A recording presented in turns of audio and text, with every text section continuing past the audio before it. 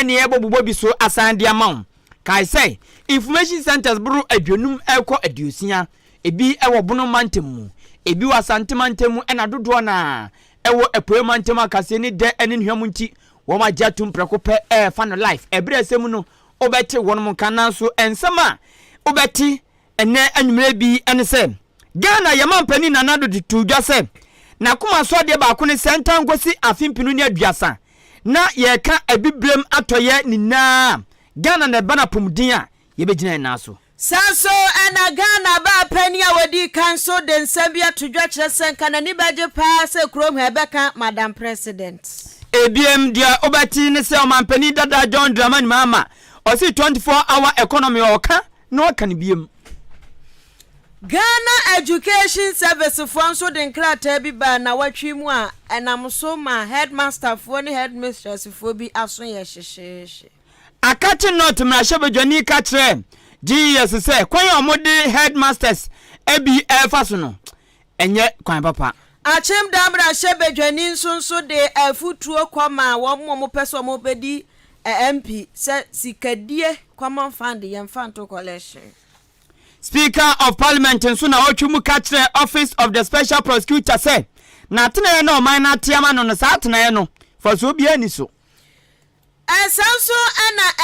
NDPC for boss nso edin sembi tudwa kire se yaka se ohia buburo eso ate NCC for so ka kire Ghana for ni na say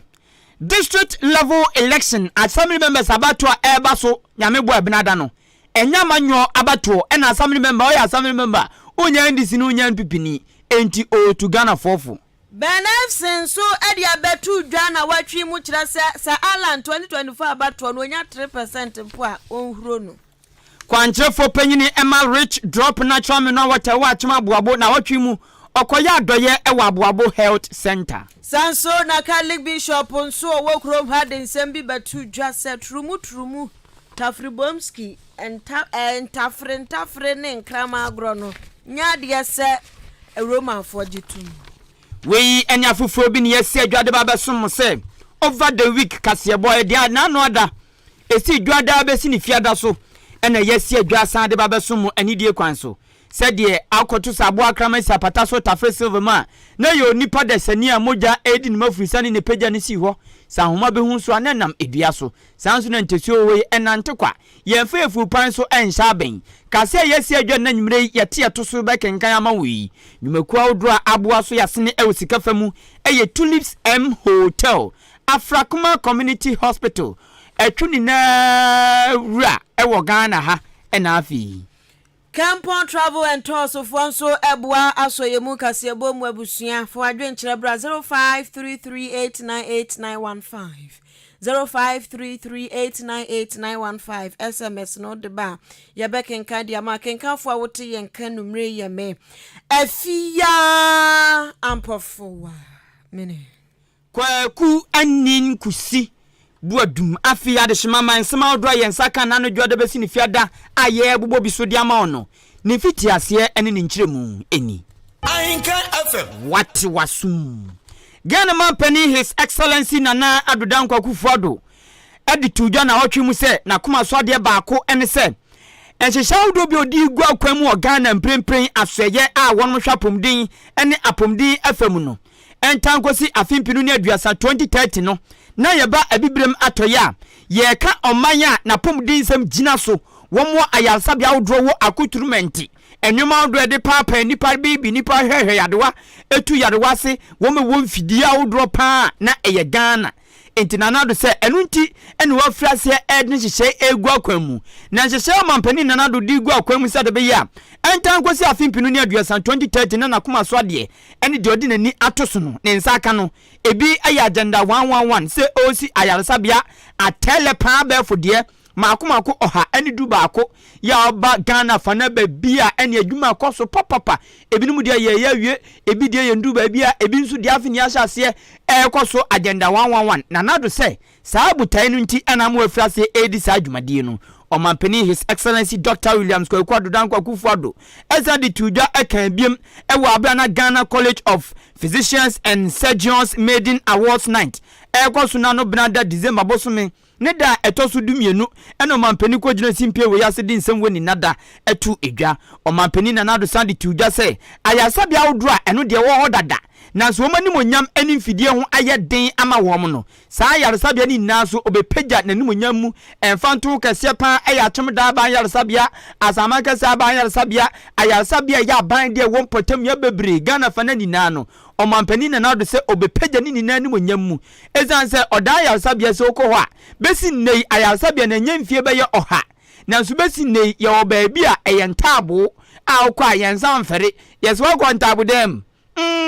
wani na da kontabu dem huna keka no da kontabu dem ko kontabu dem tabu dem de uko ebetu asiama be mfie be yo ha kekoko be mfie o hanie odan government hospital ye da so ontabu dem so en ye kan ye ni je dan wo aka wa kontabu dem enjo mampani na na do say entan kwesi 2030 na ebiblema toye Ghana eni omanya ebeye biaye a yapum din gina so pan ye wo enyoma editu yade wase ewa biblema to ni nanti no saa yaresabia ni na de ye ntabodan de wo mu ni mfidie de twa scan de wo mu ni ndro de wo mu ni mfidie de gini pankwa saa nyoma no ayarefo no do esua anase wo ma ehwe nipa no sua ni na mampani so obepagya ni na mu na ye gina ye na so. Construction of 86 district hospitals, 2 regional psychiatric hospitals, and the Western Regional Hospital are ongoing, which are all at various levels of completion. The average completion rate of the 89 ongoing projects is 52%, with work at some of the sites being 70 to 80% complete. It is worthy to note that the constructions of these hospitals are being undertaken by indigenous Ghanaian contractors who have provided direct and indirect jobs to Ghanaians. Beyond the building of these new healthcare facilities, my vision is to help make Ghana the center of excellence for medical care in West Africa by 2030. Leveraging on Ghana's favorable status in the region as the most peaceful country in West Africa. In West Africa, ewo abibem atoye. Onipa amotini ni eye Ghana mampani His Excellency Nana Adodankwa Akufo-Addo. Yankwa yanimu na Nana Adodankwa Akufo-Addo ne ho kafo ya oye Ghana ba pani odikan First Lady Mama Rebecca Akufo-Addo wano nsu kopie mu na wachi mu ewo University of Professional Studies ya no ewo nkrampumpuni mantemu na dwumadie bi kwaso ya dwumadie no trimupo ne so mo bompanifo binum abaso na ne doctorate abaso bo ye de amama binum sanse kwofo bu won mu a wo mu dwumadi a wo mu die wo krom hase no eso ani papa bebre nso na akwa suku akwa gentete so wo mo pe doctor ye degree ani ahodro chese won mo ye nyasem ke 20 ene ye pon wo mo ho ebo ma baso a ti sa dwumadie no ase na Ghana ba pani odikan kopie mu ase na nyamianum no kurani ono nso no ka wa mu amu hye o manimonyam ne ho anu nti ya bo na baso papa pantisese ye bo ni di kura ese de doctor eka ho ya no nso ye enimonyam hye kese pa na Abraham a Rebecca Akufo-Addo ye Ghana mampani a eho kafo ni chocho mucho man beautiful Rebecca ejina simpie ni apaso etwetwe nkomo ene wo mo matwahie mu okasa ne amato Ghana fo nyina dade tudwa ya no wo chem sanyame anum ne kurani ya sori ya de Mr President Ghana ya nya fa hodie besi ne ya ka Mr President ya kan na nakoma so ade ne senka ebeto mribi Ghana besanfro ne ho ana kwakowie se oba nso beye mampani na yatimi aka Madam President wo krom ha waso oba nso wo bibi achade asonkru bi wonimu a obetimi aba dane mampani wo krom ha se no hwe atimi atoto enioma. I also have a dream. I dream that one day there will be a woman president in Ghana. And the title Madam President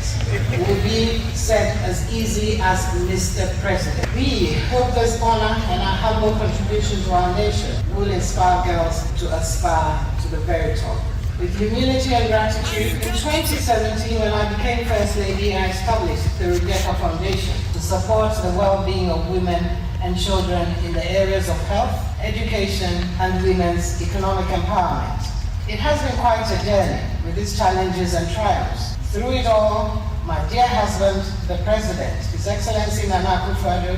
has been my rock and greatest cheerleader. His mentorship and insightful suggestions have presented me with the opportunities to learn and grow. My success is his success as well. I am truly grateful to my husband. Metin rock no maka nyumbia Christopher. He has become my salvation. Sanyo mne na ese kama me Rebecca wotro sense na nado dan Akufo-Addo ayo obotan kakraka debia otintim ne so a wokyerɛkyerɛ ne kwan yanti abasobo kakraka so ɛho aseda bi ekoma Ghana mampani nipa wote ne kan aye Ghana ba pani a wodi kan na nado dan Akufo-Addo ne twotwo mutwo de wotu ne fu a wotie ma me Rebecca Akufo-Addo mampani dada John Dramani Mahama o preso be san be mampani biem timpre no na etu franka ma NDC amanyoku no na opanyini peso be di mampani biem asamba akode atudwa ne se nyame ye nanto na brebre o hidede adwane nana konka sabrewa eje media you kasemiu na nyame na dom no betena kunye su se kinken o de agenda bi ba na policy bi nhihye bi ba ye be fe no 24-hour economy na 24-hour economy na se adwumaku bia be ya adwuma fitianopa kosianopa womompon ebri bia be koso hia adwumaku bi esom ana wom dwumadi no wonsa be ka wo mo na 24-hour economy no ye wo enku bi won ma na se adwuma bi o Ghana ha wom ye bi dada ebi ti se ayarsabia wom de wom ye ebi kwa na pa na ebi kwa na dwo ebi kwa na pa na ebi kwa na dwo eno de won mo eye na so dodo na wo Ghana anum se ya wom pon mapon radio station se yempon fitianopa kosianopa yempon enti nyuma eye adwuma fitianopa kosi na nadwo san kosi na de chen a wom mpon no kuma bi na no na mampani dada John Dramani Mahama say 24-hour economy no the upper chan say obema enwuma bebremu ayede eto a wom tua na obetete so sade be ya wom betumi anya sika dia toto nneoma fa adwuma efododo ama ebia semvan so your organizer te say bia na na yaw awo achim aboabo bompa ye junction we na so no say oyadwuma ento betumi atoto ne nneoma ye anya sika dia fa adwumani ba kwaka no ho no ma tumi kura draw timetable ni abusa o wanopa da bi mi anopa mi wanadwo na the organizer no no wanadwo na se we ba nopa na we aba nadwo we ba nopa na we aba nadwo sade be ya obi ta kwaji boom yatumi aso ama no afi barbering shops won so obetu obehihya nneoma obi akon be han no amwatumi afa nipa amoma ya adwuma no pa wi anwumre ebribia hairdressers ya adwuma ebinum so won omo ya adwuma nadwo munini na so wi ade onya omo eno ya hyewofo no enji omo so sei obetoto nneoma ma wom ni na wom so awiani na pa bia omenya bi kama na ze 24-hour economy ebo adwuma akuafo obayi adwuma bribia pese okofom obetumi akofom enti mampani dada John Dramani Mahama say de wom hwa anadwo wom ye na anadwo beye hu ebi ti se bia filling station de eke kan no so nini na wom be peba mbompo ene de ama wom a nini na ebre nu duru a wo be hunko be fa so om de beye enti 24-hour economy ne de o kan wa sense subiem se oba ne so oba nso a oba beye na obeye nso a obeye amana yi 24-hour economy. And we are just one of the economic instruments that you perceive the Kenyan economy no na economy since I'm a no say nipa bebre year no they say oh na say 24-hour economy or hodada me perceive you perceive ye ka ho and so ka say oh ejuma ba ku mienu bi 24-hour economy ya pese o mu nyina ye bi na yetimi fa nipa ne ka ho enti filling station ba ku ya aden na ba ku so nye e bia security o mu social arm robbers be ba go so eden na ban betimi aye ama o mu nya akwenya se o betimi anya asumja aye o mu ejuma factory ba ku ye aden na factory mienu me sa aka no o mu so mu nye bi se ye tax so ni ate eto ni bi so se na be ya o mu so betimi aye ejuma ni bi e bia electricity born na eden anaju ye nyina da electricity no egu hokwa enti electricity no so ma anajo omuntimi fanye adwuma ni na ta enyoma nyina wo ho a ebetimi ahwe enti ya te committee omote ho a omo churo policy no na emre no duru ho a ya betudwa na Ghana fo nyina ehu ya dwen enya no kwa economic policy no dey adoso na eko January ho no ebebie economic policy na enyoma ebe ya asesa oman onipa amotini ni ya frankatunima ND samanyuku osanso kane mampani John Dramani Mahama peso bedi biem come back to me Ghana Owura John Dramani Mahama ne anamuti Ghana Education Service for Mitre Ghana hasa so ya wonum na hwe humesuansam so na watwi mu omo de nkrata hodro ba na nkrata omo de ba ya nyina dan ya mofra no omo wie BC yaja womo tisi mu a na womo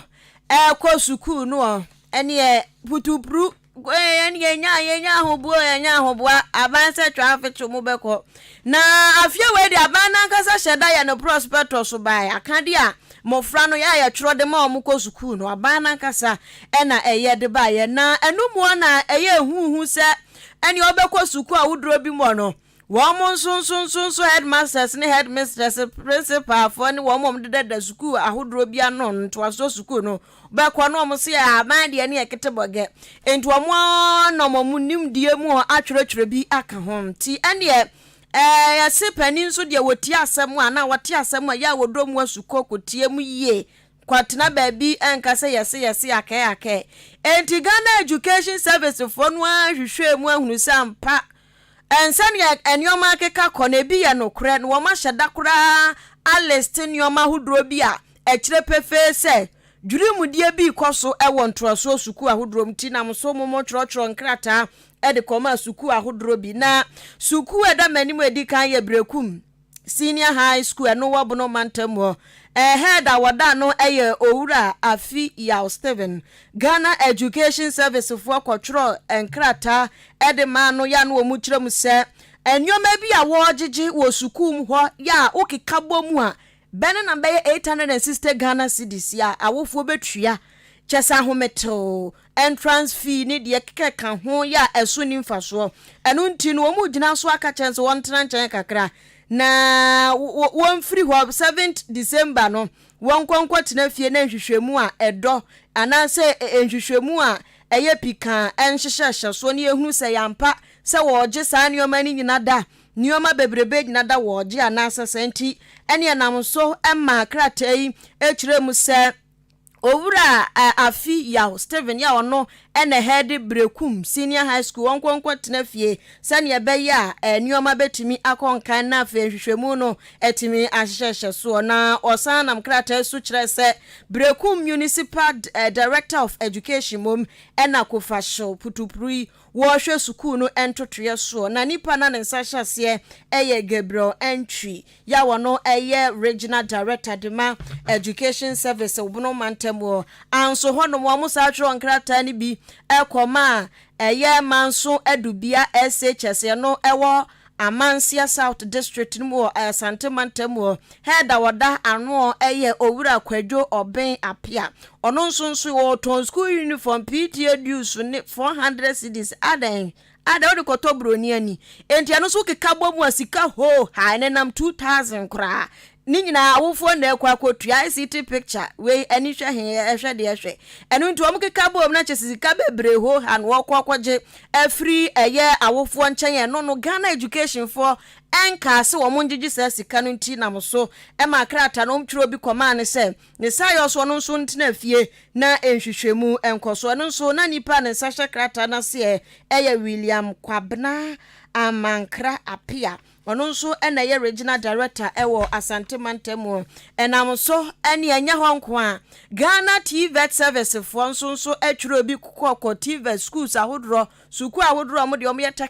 technical mo ye nsan djuma ene de keka ho no eno nso tie principal ya wo Enum Presbyterian Technical Institute wono ewo Apoe Mantemo enum heye wono nso owura Roberto ono nso ya twiro krata ni bi man se onkwankwa tena fie na nioma wo gigi mosquito spray school cloth ne de keka school crest nyina da yeso wo mu nkoko tutobi detergent ya de paper school mu nyina da msa ban fa bi mo se de ben yo ono nso ya twiro krata do man se Enum Presbyterian Technical School wono wo mu hia no se headmaster bi onkwa tena che na enhwehwemu enkoso enu akire Ghana TV service for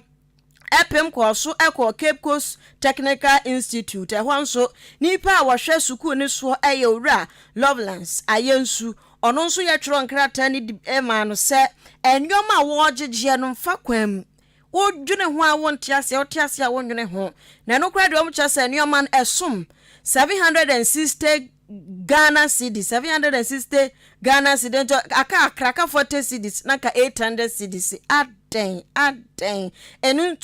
nso nam so bi emo kire ne se owura yensu nkonkwo tena fie na ehwehwemu enkoso hwehwemu no koso wie na ne ho so nsabroba watimi aba betoa na adwuma so enti na watwi mu education service for no dwuma wo mu diye eno no na wasansem ya ho nam so ama mra hyebedwani ma de hye wo akate not abeto ambeso aso afi oye ranking member on education committee in parliament onumnyafo Peter Nochukoto o chese nyame anim ni kronie kwanya genius for the headmasters yi enam so se wo mo afom mra no kwanya ono de omo fa so no ana asotwa de mo no ono de onkasa ntia ofo aso na so se kwanya ofa so atwe wo ma so no oni Ghana Education Service enya adwen ezan say ase wo ma acheche fo na niso ayamo wayi huja tese aso mo madwuma na funu wo mo kura enti asotwa ne de ofo aso na so kwan ya wo mo fa so atwe wo ma so no ono de oni genius enya adwen. I am not against punishing any head of institution who goes against the instructions given them by the Ghana Education Service. But the manner in which the GS is handling the matter, these are your employees. You have put them in sensitive positions to handle or manage a school on your behalf. If any of them should go wrong, the first thing you need to do is to call the person to your office. This is the report we have about you. What do you say? But before we realize, letters are flying on social media that they have been interdicted. Meanwhile, they have not even received the original copy of the interdiction letters. So they have handled the matter unprofessionally.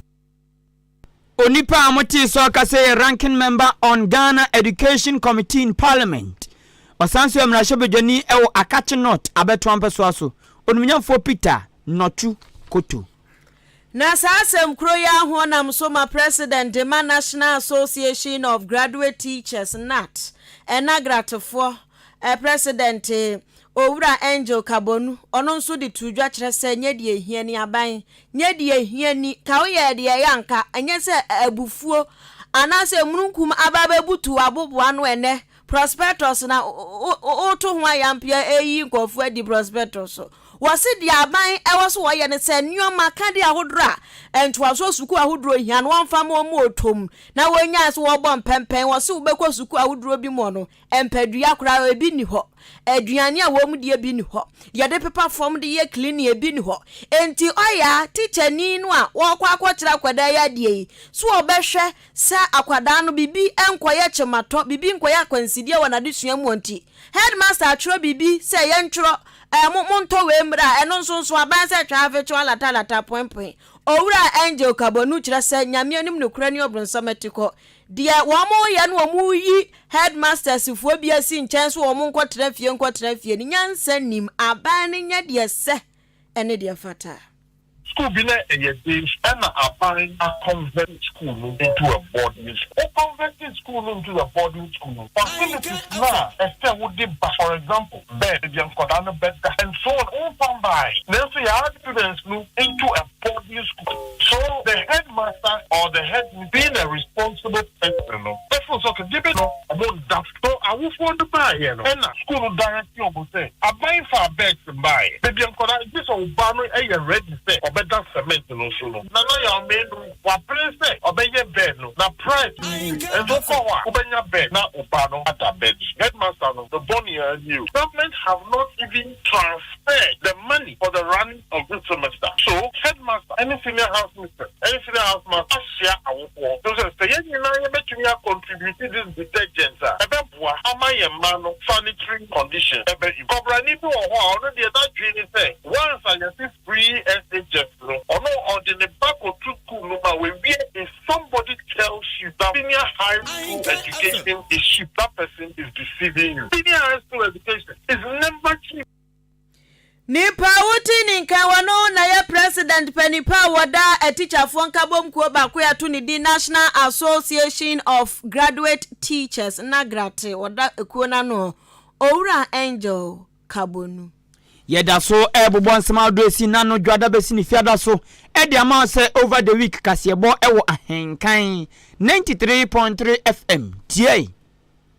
Ahenkan FM. What wasum? For a drink, 0533898915 0533898915 text message and a WhatsApp ya beken kan among. Mentu aswai me ko Ghana akoma me che parliament one we speaker of parliament penyini ponda wo mu nyina no odumnyam for Akan Kingsford Sumana Bagbin wakasa afa Ghana kwanya yefa so a yebetumi akwatia katasehye na katasehye ko no oba omemo yate asoye mu a yedi ahye abemfo ne wo mu a yegidi se wo metumi aboa akwatia katasehye e wo man konkron Ghana mu a eno ne office of the special prosecutor na ono no oyekwantenkro ode ne ho esan se katasehye no yesusu se amanyofo ene katasehye pa esan se wo mu ne de oman sika ne bibia hye wo mu nsa enti sika yira de fa nkrofo nsa se de wo mu de chire promotion ase ni na amanyofo enti office of the special prosecutor na so ye no ono yemfa nipa oyamanyoni ene ko ono mo ye di nipa ono ye kwantenkro oni party bia empo asemka so party bi mbo a onya de obetumi akampo apiam ye hu so party we entano no ye di nipa ono no ejina finfin ene ko saa so ye na mpempe obi a ye special prosecutor ayo urakisi ajaben na special prosecutor ema oman konkron Ghana na saa sensem ye ano ena owura Akan Bagbin speaker of parliament say office of the special prosecutor no saa tena no hu ni say ya tena bia mfamfa so bia Ghana ntinkebe ye kran ke gunu ne be ya yengu no na ose abra wo mde saa sem betum na hyebde fie okai pa na wo mra hyebde fie say yenjintum na yente office of the special prosecutor be quench corruption no oso no na okasa tia ka say o ade we de mfa so bia ni suntinkabe anke yenyai na nke mfa saa tena ye no enkoka attorney general de no na nke ente minister of justice emfri attorney general ho ezan attorney general no so ono na kwa akoye aban no mra nim nipa na yasan so di nipa oyamanyoni akwakotua minister of justice ano na se emwebra tinkabe ya ntia no mfiri attorney general de no ho na nke mfa OSP de no koka no ho na nke munye du amwo matumi akwatia katasohye owura Bagbin ka asasem ye o chese sa abre no wo ma mfi no wo mtwifa no so se grabu na wo ye ya ma sesei ya ba benya office of the special prosecutor ene wo mate sa atena ye a egusu edi dwuma owura Bagbin chese sa OSP atena no nya de betumi akwatia corruption ne akwatia corruption ochina. For the law you passed on the establishment of the Office of the Special Prosecutor, I did tell you that it was an act in futility. You were not going to achieve anything from that, but you went ahead to pass it. I disagreed with you, but I was alone. But I'm very clear in my mind that that authority is embedded in the powers of the Attorney General, constitutionally. What you just need to do is to fund the office of the Attorney General well and remove the Minister of Justice. You separate the two. Minister of Justice is a political appointee. The Attorney General is a technical person, and he only is ranked in conditions of service to that of a Minister of State. Speaker of Parliament, Right Honorable Akan Kingsford Sumana Bagbin. Mrasha bedwania wojam de madesha wonom ewachem da baton perso so odimonyamfo Alexander Kwasiakwa ono so de afutuo ekọ edema awom wani suade hunu so omope MP adie ene omope MP adie a Honorable Alexander Kwasiakwa kire se common fund sika na ye eba no enye se fa kwagina ason dem ye gba afori ana ko 20 million ko 10 million honorable obi ntu na yes honorable de no yaje na common fund de de kwa gba afori de se de benti wasisa sika bi se krado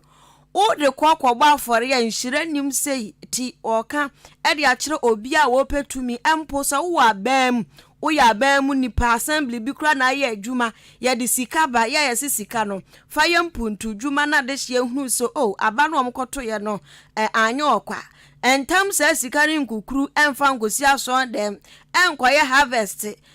kofini ama wasemi ye Friday bonti ene ye se MP atrio Friday fo na wi ni yan she kofini ama na se kura no MP de sika kwa kotumtu bonze Friday fo wi ni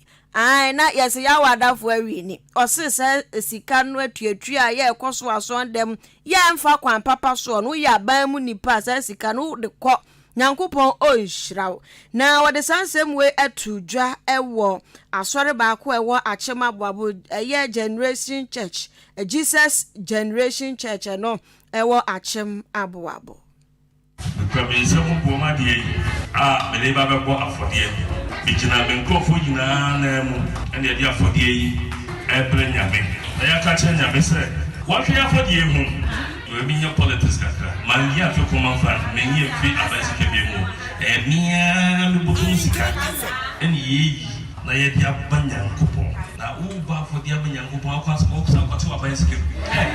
na u bo ya krono na bo kristo krono na ba krono de baba kristo o ka se nyame be shira wo aban se ko so fa ye putu nyuma wo ka se fa baba afodie aban mosika wo se fa ye putu nyuma wo ka se fa baba afodie me se mo ka je so ko se ko sa fe o no be preach wa ko sa fa I was saying before my father and I go keke but me kan nyina no wo ho ne sham se ka aban ma musika wo se fa ye putu nyuma wo ka se MP fa aban se ko dia ma se fa ye putu nyuma fa baba afodie wo ka se ka shira nyame dia ma wo no na ka so fa baba afodie me organizer fa leta organizer me nka da me wo no and I was me nka se jina me ko fo nyina na mu and some woman here for dear. As I am Mishra and my Yena, and should I be a little money bia and be coming to the phone. Young Papa is a for dear. Uyodi, Odi Shankwam, Washankwam Nina, Timamifa Reverend, so Dean Special paper for the Alaja, so Dean, so Tiabusiani Pa, what in Kain, or Yamrashe Bedenia would jam the Madisha Wonom. Ewo achem daba trumpets was Reverend Honorable Alexander Kwesi Akwa Prophet Alhaji Alhaji Nama Reverend Alhaji Reverend we were Christo Malaji we yasa ba se zongu fonso prophecy e koso ya o de Alhaji be shemua se zongu fonso feeling there so on so title na ba sa aso dem o gire ntina me man Reverend title ana so ko mosque na ma Alhaji okay nyame boa ebinada eyo panima abosom ne da etoso dunkron na saada no na abato komisa na wo man konkron ga na mu ahyehye se saada no Ghana ni bi onye finhye dun wotwa sabi na adwumu de ono mo na na adwumu nka no onim papa nim bone ebetumi akwakoto aba ayi nipa opeso odi nanim ewo na electoral area say assembly member enti nyame boa se de Ghana abato embre ene ne hyehye etie no anopo no nso branda kan na Ghana wiem atadin echenda atamrezi wuye no ewiem betadin yatu wi a awurade nyankopon ewiem be gidigidi eno so be te se de yato ababu ba wie pepepe obi adi nkunim no eno nam so ama Director of Communication and Corporate Affairs ewo National Commission for Civic Education ye 2010 NCC wo mu de rungo no mo bo manga na mu aban ba be bibia ombo de ro chechem se de be ya Ghana ni bia betiase na kona sum yi owura yire Joyce Benedicta Afutu otu Ghana foni nafu kire se assembly members abato na eba no ebinum de aye amanyosam ene MPP ni ye hono ntonjan na MPP fo na wabam oye ndisi ni hono ntonjan oye CPP ni we afafranto ye hono ntu baabi oye kube CPP NDC amanyosam ena nkofo bi di aye ena NCC maami bodewro etu Ghana foni nafu se sa assembly members abato no enya amanyosam esanse assembly member bia enya amanyoni wo assembly member oye kwanten kro wo uni party A uni party B nanso sadia nyoma sikeka kono enye sanye hu no nanso san tusu biem se agboso ba na maja epainti o kama Ghana ni bia tiase se assembly members abato na ebaso no enye party A party B asem eye nipa owo do aya krado se obese odi ne manfo ani mo electoral area ebua ma wo mo hawo yeso ano Messi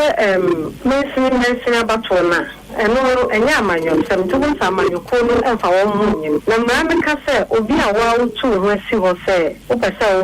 assemblyman, and now say, union committee member, and so you quite few, now one has also you which now, as well as I share the bono, once you have a cost, why I get teaching. Into as a commission, you will swap your boy, they will say the very amount for you now, say,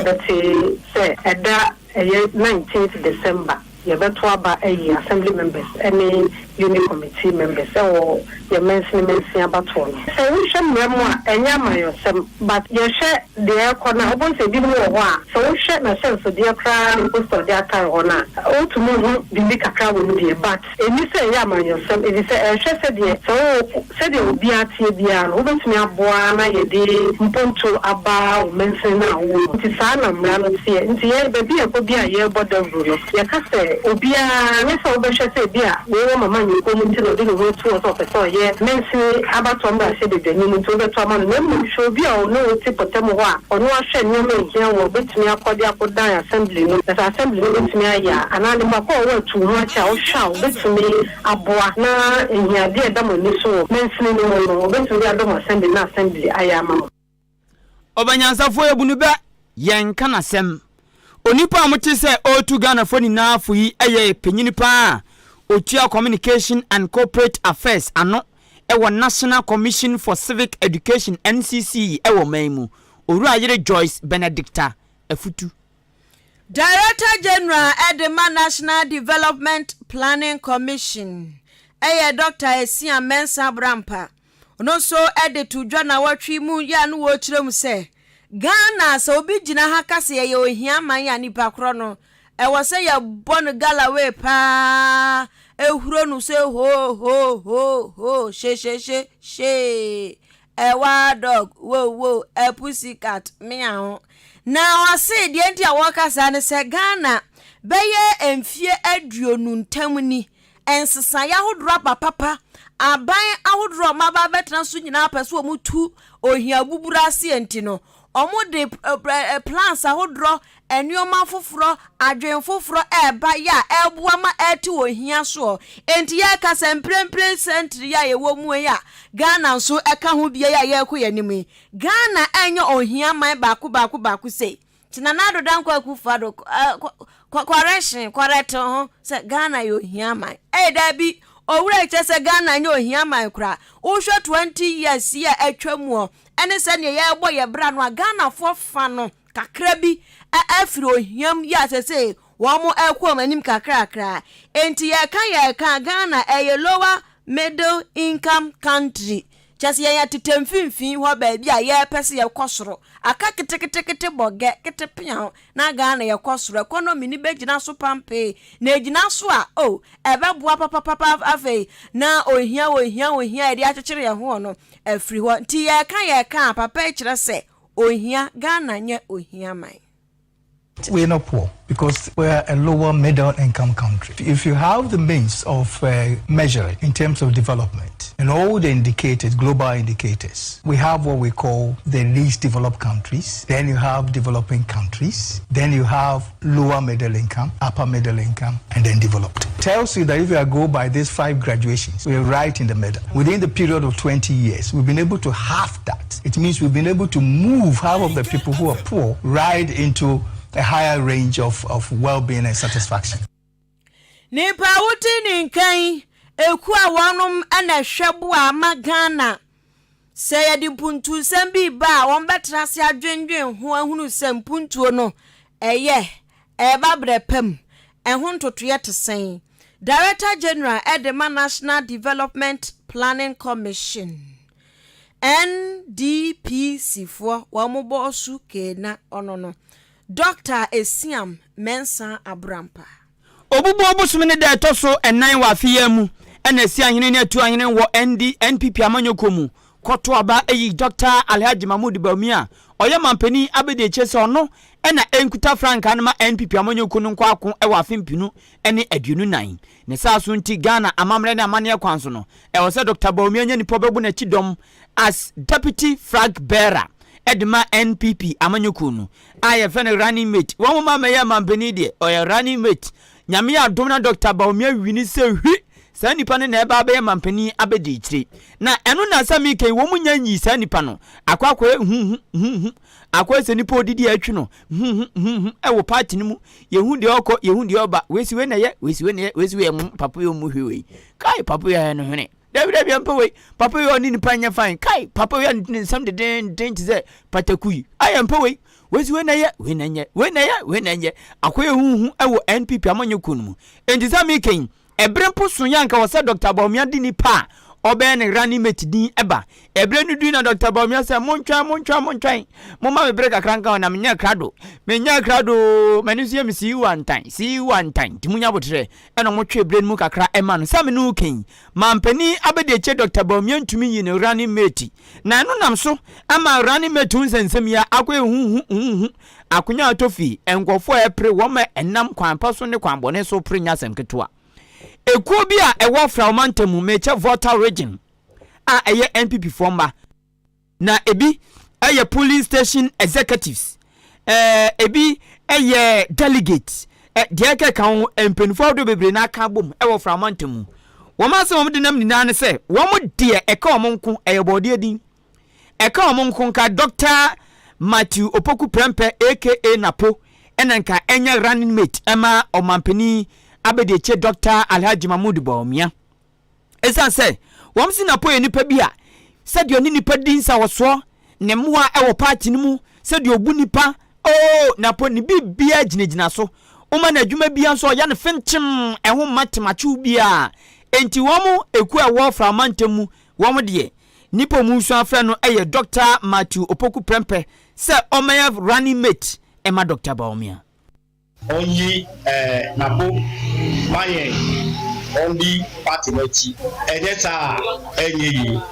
onyi nabo maye nabo no tama nabo education no oye juma bebre enye nabo anka free SSS no emma oko energy so no oye juma bebre enti yetini unsese nabo ba obetumi aye aduma na maye pa. Matthew Opoku Prempe is a colossus in parliamentary practice, having served 4 consecutive terms in the Ghanaian legislature. He is a vociferous voice on legislative issues both in and out of parliament. He understands the rudiments of parliamentary practice and has been at the forefront of activities of the Ashanti caucus in parliament. Dr. Matthew Opoku Prempe is best placed to liaise the parliamentary caucus with the government and party for a harmonious running of campaign activities and eventual victory in 2024. Ya who say Mr. Matthew Opoku Prempe oye na pono ni relationship ni ye grassroots form no eyedin ye friend no anytime ye friend no ye customer na otie ye advice ye man advice be otie na ye kwa Ashanti region suso a who say tama say oye ye candidate presidential candidate Dr. Mahmoud Baumia ni vote wo Ashanti region no wa bombode ni mansha ho no wa gani vote my bebre ya who say wa ya who say oyonipa Dr. Mahmoud Baumia the kind who as running mate ebe boy pa we are born to save Ghana. Anya da ono ne brofo twi wonyi na po mayen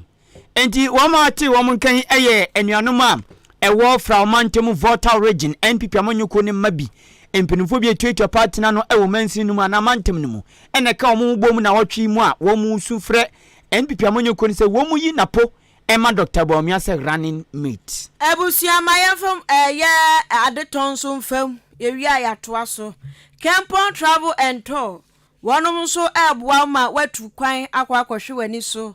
Afcon 2023 ya bubobei 13th January ekopem 11th February 2024 enu nti womomo akwanya na so akwa bi ti die hia ne se obe register packages din so mu ode pa nipa ba konkon awaje wodan ubetua 23,000 Ghana cedis nipa mienu ne alanga juwa bi nketo ade bi yere wukun mu ye 2 enti 2 in a room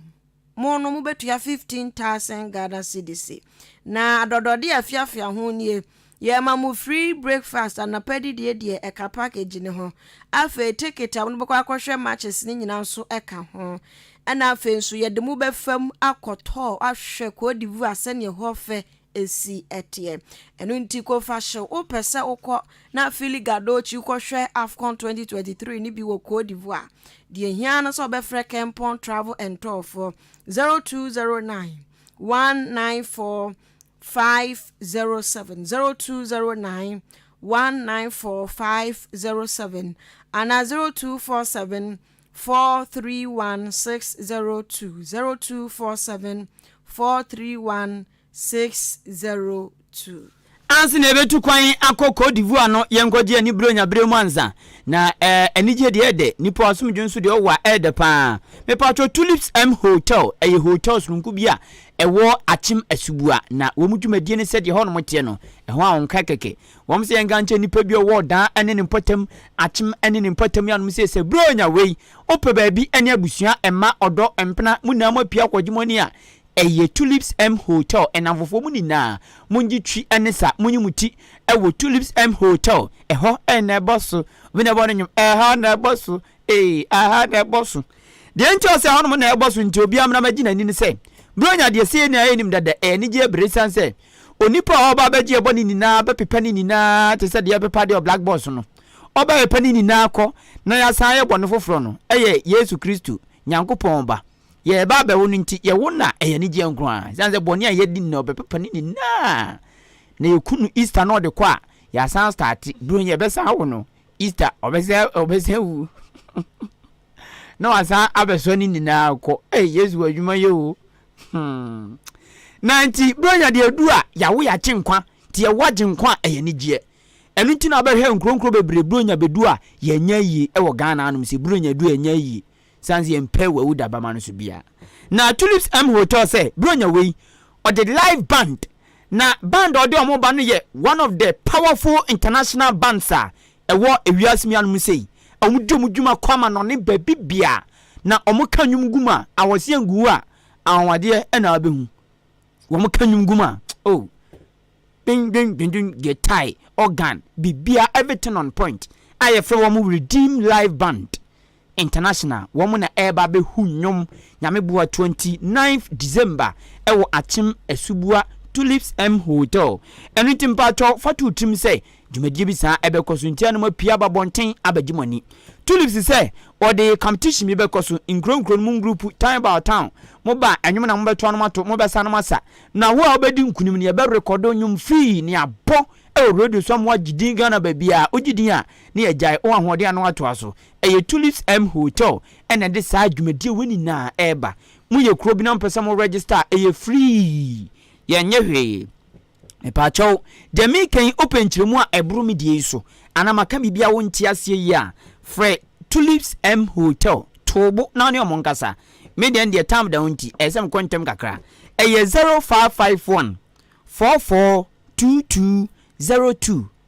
0551 442202 Uni Tulips M Hotel enkasa na oncheche nyumani suye ema bronya die ehwa ne yeko Afrakuma Community Hospital Afrakuma never dies we wunso bua no honhom ba bia bekobi ediwachi studio ha metina se ano aba betena menjen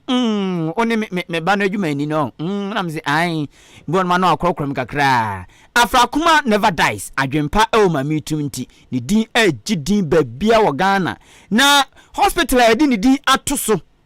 ayesidi hine ni munyam no obe Ghana anum se ni na ye ka hospitals ba kwa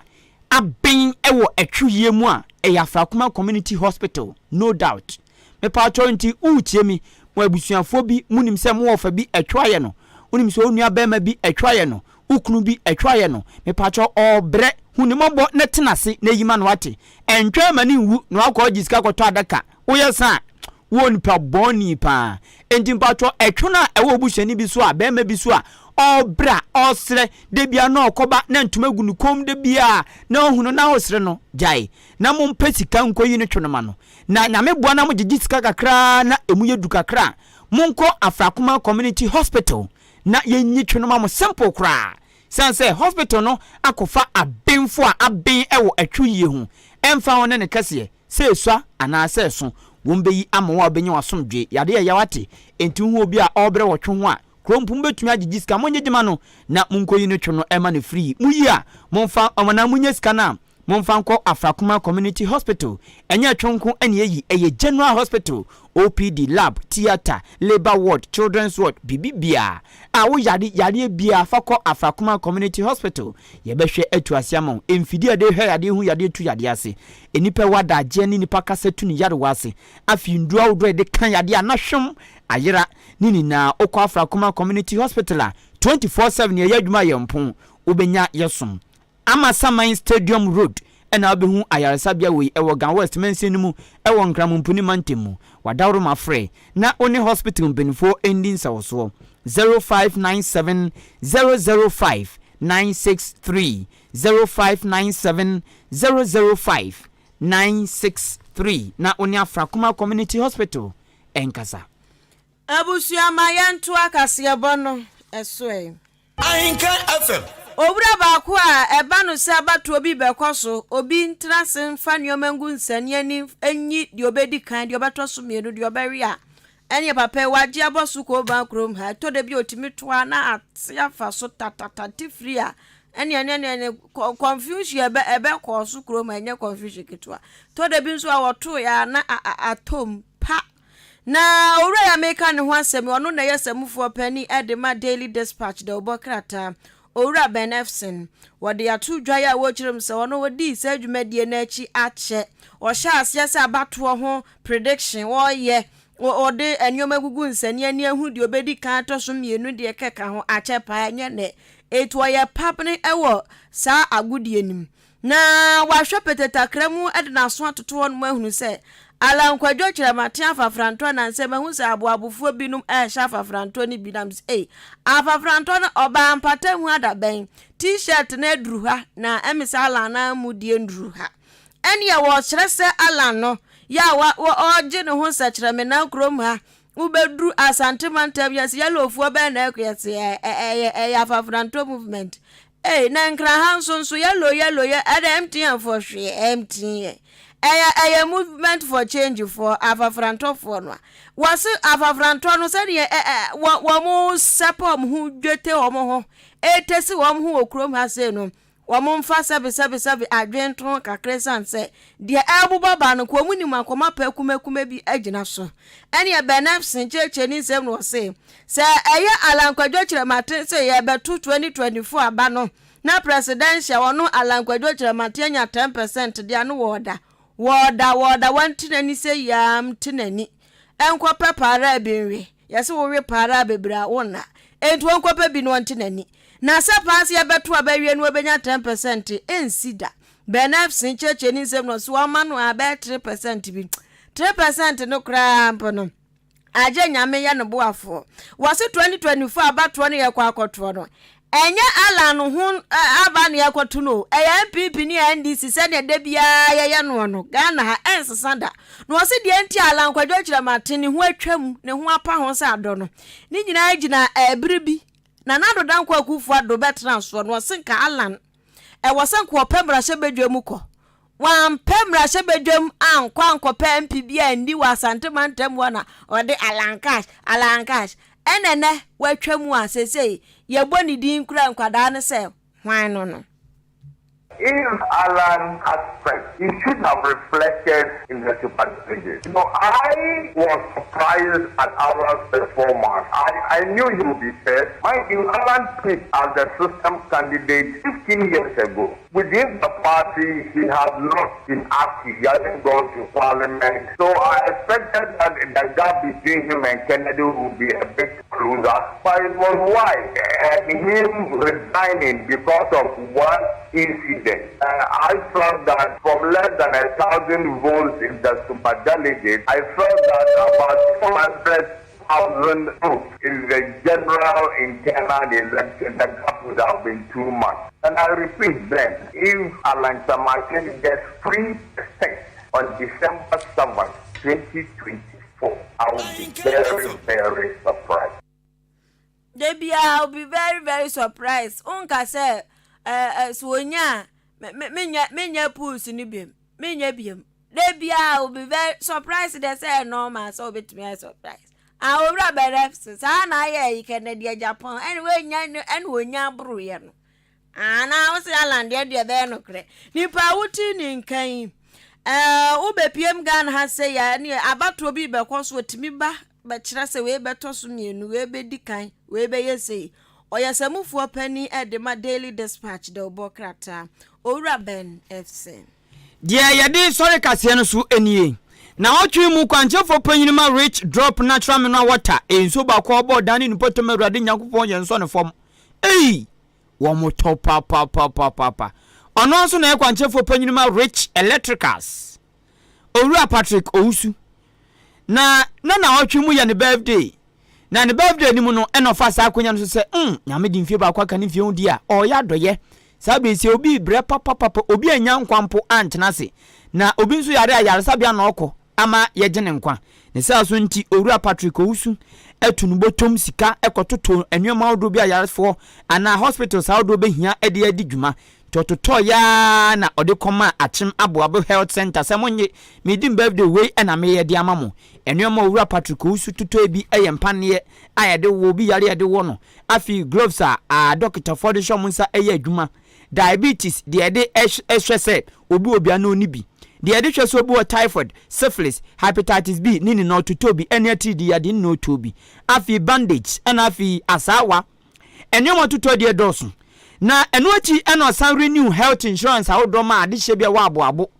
eno nso o renew ma wo mu free no krakra no ena aboabo health center ono mo nso baabi a wo mu de o mu folders eguno ebi gu fom se cham sanso mu ni ayi bookshelves a wo mu de be gu mu nti eno nso owura Patrick Owusu koko hu na kana kuma da na ode enuro ni kono hu na kana kuma no se enmanu ya mema kapintani aba ba ebobi amamo nti eno nso ode kan ho na eno owura eche se yade bi a nyame na dum na odi mfie kan mfie hu bi a oye enti wei anya no fofora oye